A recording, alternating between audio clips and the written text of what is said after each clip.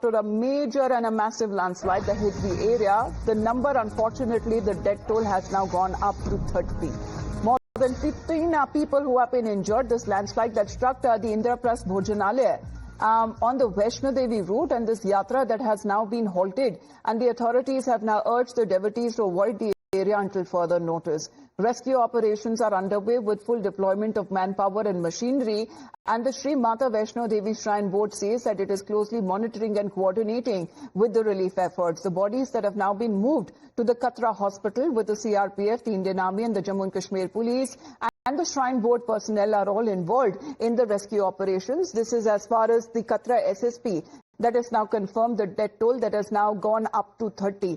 अमित हमारे साथ जुड़ रहे हैं। अमित, हम रिएक्शंस तो चलाएंगे पुलिस की तरफ से और एडमिनिस्ट्रेशन की तरफ से, क्या अभी तक कहा जा रहा है, लेकिन ये काफी भयंकर रूप ले चुका है। जो लैंडस्लाइड जो हमें बताया जा रहा है वैष्णो देवी, माता वैष्णो देवी रूट के रास्ते में जो ये हुआ है, करीबन 30 लोगों की जानें जा चुकी हैं।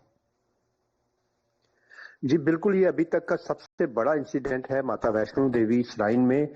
ये कल दोपहर का इंसिडेंट है जब लोग अपनी यात्रा करने जा रहे थे। तेज बारिश थी। श्राइन बोर्ड ने कल ही जो बोला था कि यात्रा जो है सस्पेंड कर दी गई है, मगर रास्ते में जो लोग थे, ज्यादा बारिश होने के कारण ये भोजनालय के पास आके रुकते हैं, लेकिन बारिश ज्यादा होने से ऊपर से लैंडस्लाइड आता है जो पूरी भोजनालय के ऊपर गिरता है और रेस्क्यू ऑपरेशन चलाया गया। पूरी रात रेस्क्यू ऑपरेशन चला है जिसमें Indian army, CRPF, Jammu Kashmir police और जो श्राइन बोर्ड के अधिकारी हैं वो खुद सीओ वहां पे मौजूद थे। उनकी देखरेख में ये सारा ऑपरेशन हुआ है और सुबह तक जो है अभी तक 30 जो है डेड बॉडीज वहां से निकाल ली गई हैं और उनको कटरा लाया जा रहा है क्योंकि बारिश बहुत ज्यादा है। आपको बता दूं कि आज भी जो है यात्रा को सस्पेंड किया गया है।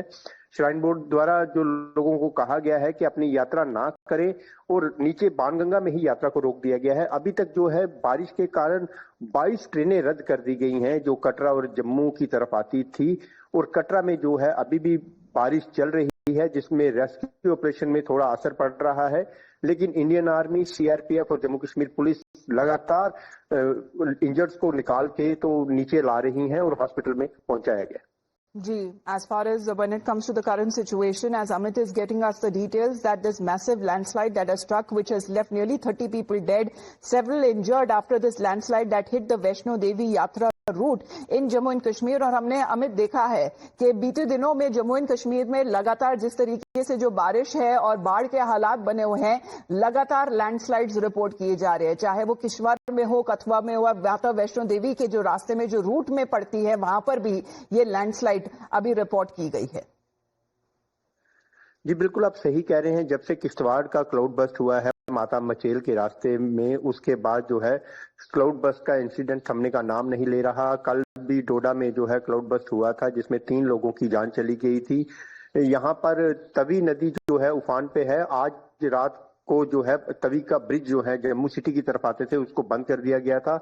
डिविजनल कमिश्नर द्वारा लोगों को हिदायत दी गई थी कि अपने फर्स्ट फ्लोर पे जाके रात को वो रेस्ट करें, ना कि ग्राउंड फ्लोर पे रहे। चनाब रिवर जो है वो भी डेंजर मार्क से ऊपर चल रहा है। अगर हम बात करें रावी नदी की जो जम्मू को पठानकोट के बीच में बहती है, रावी नदी भी इस समय जो है डेंजर मार्क से ऊपर चल रही है और पिछले 36 घंटे से जो है लगातार बारिश हो रही है। अभी भी अगर हम देखें तो बारिश हो रही है, कटरा में भी बारिश हो रही है। लोगों को कटरा में जो श्राइन बोर्ड द्वारा कहा गया है कि शेड बनाए गए हैं, हेल्पलाइन नंबर दिए हैं कि अगर उनको कोई भी हेल्प चाहिए होगी तो वो हेल्पलाइन नंबर से फोन करके या जो श्राइन बोर्ड के भोजनालय है वहां पे स्टे कर सकते हैं। और कटरा जो है लोकल एडमिनिस्ट्रेशन है, दुकानदार है, उनकी तरफ से भी जो लोगों की मदद के लिए लंगर लगाए गए हैं ताकि वो वहां पर रह सकें और बारिश से बच सकें।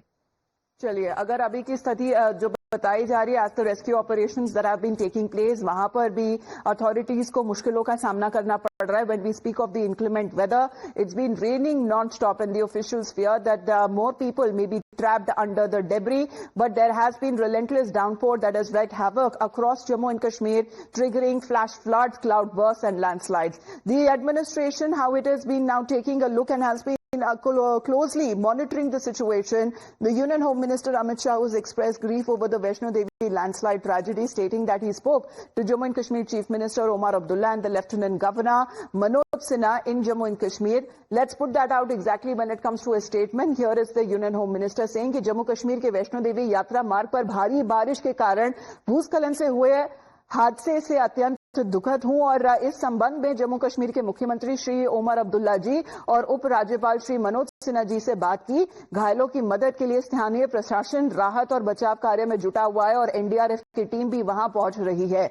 As far as when it comes to the rescue and the relief operations, because multiple areas that has been hit and now there are attempts that have been made to restore phone data and also connectivity when it comes to the roads. Let's talk of the Chief Minister Omar Abdullah himself, where he says that very sorry to hear about the deaths of the pilgrims on the Mata Vaishno Devi track. I send my condolences to the families of the deceased. May the souls of the deceased rest in peace. Well, such has been as far as when it comes to the current situation is concerned, because Chief Minister Omar Abdullah has been serving these areas recently in the last few weeks that has been hit because of non-stop rains and landslides. He says still struggling with almost non-existent communication. There is a trickle of data flowing on Jio Mobile, but no fixed line, Wi-Fi, no browsing, and almost no apps. Things like X open frustratingly slowly. WhatsApp struggles with anything more than short text messages. Haven't felt this disconnected since the terrible days of 2014 and 2019. Well, this has been as far as when it comes to how connectivity has been hit, and it will take time to restore connectivity, especially when it comes to online access.